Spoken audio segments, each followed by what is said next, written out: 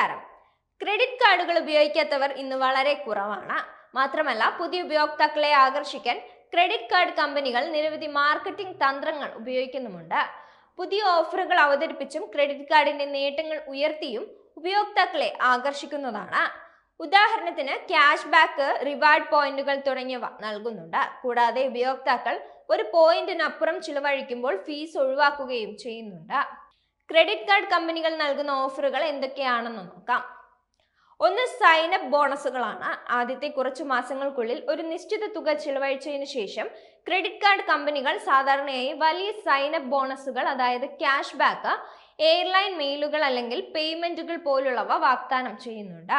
രണ്ടാമത്തേത് വ്യക്തിഗത ഓഫറുകളാണ്. Credit card ഉടമകൾക്ക് അനുയോജ്യമായ റിവാർഡ് പ്രോഗ്രാമുകളാണ് ഇത്. ഉദാഹരണത്തിന് യാത്ര, ഡൈനിങ് അല്ലെങ്കിൽ ഷോപ്പിംഗ് വാഗ്ദാനം ചെയ്യുന്നുണ്ട്. മൂന്നാമത്തേത് പാർട്ട്ണർഷിപ്പുകളും കോ ബ്രാൻഡഡ് കാർഡുകളുമാണ്. ക്രെഡിറ്റ് കാർഡ് കമ്പനികൾ എയർലൈനുകൾ, ഹോട്ടലുകൾ, റീറ്റെയിലർമാർ, മറ്റ് ബ്രാൻഡുകൾ എന്നിവയുമായി സഹകരിച്ച് പ്രത്യേക ആനുകൂല്യങ്ങളോടെ കോ ബ്രാൻഡഡ് കാർഡുകൾ സൃഷ്ടിക്കുന്നുണ്ട്. വലിയ ഓഫറുകളാണ് ഇതിലൂടെ ഉപയോക്താക്കൾക്ക് ലഭിക്കുന്നത്. നാലാമത്തേത് ക്യാഷ് ബാക്ക്, റിവാർഡും പ്രോഗ്രാമുകളുമാണ്. ക്യാഷ് ബാക്ക് ഓഫറുകൾ, ഫ്ലെക്സിബിൾ റിവാർഡ് റിഡംഷൻ ഓപ്ഷനുകൾ തുടങ്ങിയവയാണ് ഇതിൽ നൽകുന്നത്.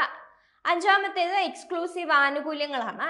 Airport lounge access, travel insurance, purchase protection തുടങ്ങിയവ പ്രീമിയം ആനുകൂല്യങ്ങൾ ഉൾപ്പെടുത്തി ക്രെഡിറ്റ് കാർഡ് കമ്പനികളും അവരുടെ ക്രെഡിറ്റ് കാർഡുകൾ മാർക്കറ്റ് ചെയ്യുന്നതാണ് ഇത്.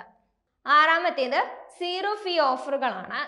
ഇതുപ്രകാരം ആദ്യ വർഷത്തേക്ക് വാർഷിക ഫീസ് ഇല്ല, അല്ലെങ്കിൽ വിദേശ യാത്രകൾക്ക് ഇടപാട് ഫീസ് ഇല്ല എന്നതാണ്. അടുത്തത് റെഫറൽ ലോയൽറ്റി ഇൻസെന്റീവ്സ് ആണ്.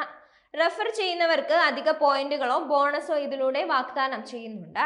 അതേപോലെ നിങ്ങൾ ഉപയോഗിച്ചു കൊണ്ടിരിക്കുന്ന ക്രെഡിറ്റ് കാർഡ് ക്ലോസ് ചെയ്യാൻ പോവുകയാണെങ്കിൽ നിങ്ങൾ പല കാര്യങ്ങളും ശ്രദ്ധിക്കേണ്ടതുണ്ട്. ഇക്കാര്യങ്ങൾ ശ്രദ്ധിച്ചില്ലെങ്കിൽ അത് പിന്നീട് വലിയ പ്രശ്നങ്ങൾ ഉണ്ടാക്കിയേക്കാം. ക്രെഡിറ്റ് കാർഡ് ക്ലോസ് ചെയ്യുന്നതിന് മുമ്പ് നിങ്ങൾക്ക് എന്തെങ്കിലും പേയ്മെന്റ് ചെയ്തപ്പോൾ ലഭിച്ചിട്ടുള്ള ഏതെങ്കിലും റിവാർഡുകൾ റിഡീം ചെയ്യാനുണ്ടോ എന്ന് പരിശോധിക്കണം. ഉണ്ടെങ്കിൽ അവ റിഡീം ചെയ്യുന്നതിന് ശേഷം ക്രെഡിറ്റ് കാർഡ് ക്ലോസ് ചെയ്യാൻ ആപ്ലിക്കേഷൻ നൽകുക, അല്ലെങ്കിൽ റിവാർഡുകൾ പാഴായി പോകും. അടുത്തതായി ശ്രദ്ധിക്കേണ്ടത്, നിങ്ങൾ ദീർഘകാലമായി ഉപയോഗിക്കുന്ന ക്രെഡിറ്റ് കാർഡ് ആണെങ്കിൽ അതിന് നിങ്ങൾ അടയ്ക്കേണ്ട ബില്ലുകളെല്ലാം കൃത്യമായി അടച്ചതിനു ശേഷം മാത്രം ക്ലോസ് ചെയ്യാൻ തയ്യാറാവുക എന്നതാണ്. അല്ലാത്ത പക്ഷം നിങ്ങൾക്ക് ക്രെഡിറ്റ് കാർഡ് ക്ലോസ് ചെയ്യാനാവില്ല. നിങ്ങൾ ക്രെഡിറ്റ് കാർഡ് ക്ലോസ് ചെയ്യുന്ന വിവരം ബാങ്കിൽ അറിയിക്കുന്നതിന് മുമ്പ് ക്രെഡിറ്റ് കാർഡ് വഴി മറ്റെന്തെങ്കിലും ഓട്ടോമാറ്റിക് പേയ്മെന്റുകൾ നടത്തിയിരുന്നെങ്കിൽ അത് ആദ്യം നിർത്തലാക്കണം. ക്രെഡിറ്റ് കാർഡ് ക്ലോസ് ചെയ്തു എന്ന് കരുതി അത്തരം ഓട്ടോമാറ്റിക് പേയ്മെന്റ് ഓട്ടോമാറ്റിക്കായി സ്റ്റോപ്പ് ആവില്ല. കറക്റ്റായിട്ട് ബില്ലടയ്ക്കുന്ന ദീർഘകാലമായി ഉപയോഗിക്കുന്ന ക്രെഡിറ്റ് കാർഡുകളാണെങ്കിൽ നിങ്ങൾക്ക് നല്ല ക്രെഡിറ്റ് സ്കോർ പ്രദാനം ചെയ്യും. അതുകൊണ്ട് തന്നെ എപ്പോഴും പുതിയ ക്രെഡിറ്റ് കാർഡുകൾ ക്ലോസ് ചെയ്യാൻ ശ്രദ്ധിക്കണം.